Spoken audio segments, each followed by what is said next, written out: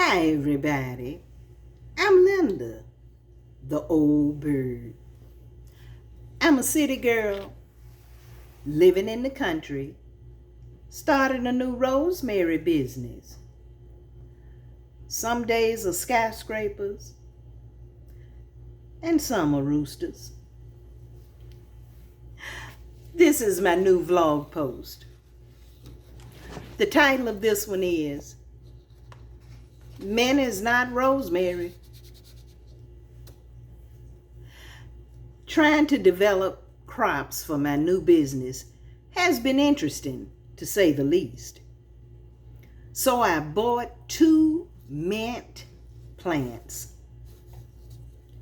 Fresh mint can be used in many different desserts and sweets recipes. Everything from ice cream to jelly. It can also be used in lamb and bread recipes. And did you know that it may improve irritable bowel syndrome? It's a great herb.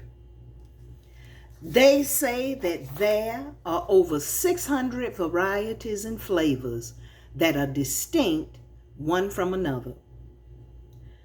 They also say that it is easy to grow. It is a great herb to grow in pots because it's invasive. All of this made it a fantastic new choice for my container garden on the farm. I planted it in a ceramic pot with good drainage. I planted 2 small plants on my back porch. It took off, growing it seemed like daily.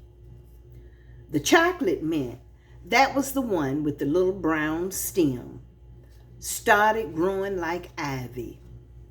It beautifully hung over the pot, draping down. Both were growing. I had a full pot in no time. I even made some simple syrup from some of it. Now that video is on my YouTube channel at Linda the Old Bird. I get the opportunity to see the containers on my back porch every morning. I open the door and the pots are right there. I started noticing that it had some yellow leaves. Immediately I Googled it. The most likely reason for yellow leaves is that it is being overwatered and not getting enough sun. I moved it so that it would get more direct sun and stop watering it as much. Once again, my plants started flourishing. In this area, rosemary grows beautifully outside in containers. I have many plants.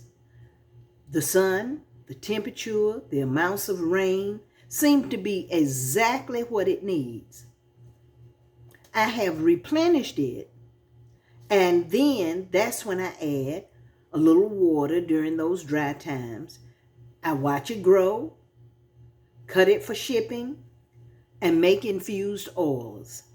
Not as much work as mint, but mint is more delicate. It needs more care, making sure not to overwater it. Some things in life seem to be or come easily.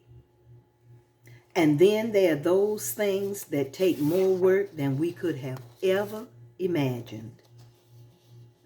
Thank God we can take it all to Him, no matter what. I don't think I'll ever have all 600 varieties, but I am thinking of adding to my mint garden on the farm. I heard about some apple mint. It has a fruity fragrance, doesn't taste like apples. I may add it next. Or pineapple mint. I'm not sure. What do you think is a good idea? Let me know which one you like best. Now let me ask you another question. What do you call someone with mints on their feet? Tic-tac-toes,